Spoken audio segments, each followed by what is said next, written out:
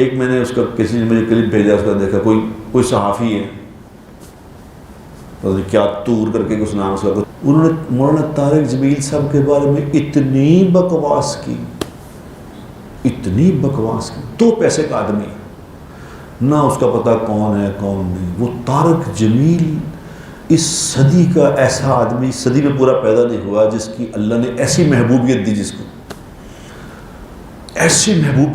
کو کہ ہر قسم کے لوگ اس سے محبت کرتے۔ ہاں ایک قصور ہے ہم طارق جمیل صاحب کا، ایک قصور ہے جو میں ان کو بار بار ہاتھ جوڑتا رہا کہ مولانا نہ کریں یار، یہ نہ کریں، اپنے آپ کو سیاست میں لگا دیا۔ میں نے بڑی منتن کی کہ آپ نے کیا نکالنا ہے اس سے، پی ٹی آئی سے یا نون لیگ کا کیا تعلق ہے، لیکن انہوں نے اپنے آپ کو ڈیگریڈ کر دیا سیاست لگا کے، اور ان جیسے دو پیسے کے لوگوں کو جرت مل گئی کہ مولانا کے بارے میں بیٹھ رہے۔ وہ تم کیا جانتے ہو مولانا کے بارے میں؟ میں 30 سال سے ان کے ساتھ ہوں، 30 سال ہو گئے مجھے مولانا کے ساتھ۔ 30 سال میں ہم نے زندگی میں کتنے سفر اکٹھے کیے، زندگی میں کتنے اکٹھے زندگی گزاری، ہم نے اکٹھے رہے۔ مجھے 30 سال میں ان کی کوئی بات پتہ چلی ایسی؟ تم نے کسی سے پتہ کر کے تو لگا دیا کہ یہ انہوں نے یہ کرتے ہیں، اور گھٹیا بات ہے، لیکن کوئی پوچھنے والا نہیں۔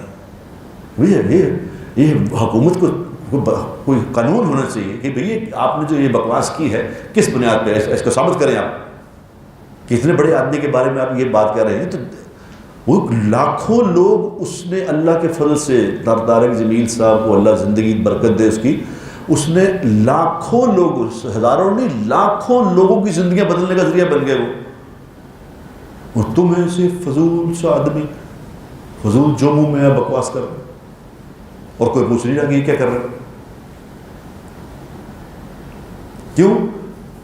جو مرضی کہو، یہ یوٹیوب نے یہ کر دیا ہے کہ بس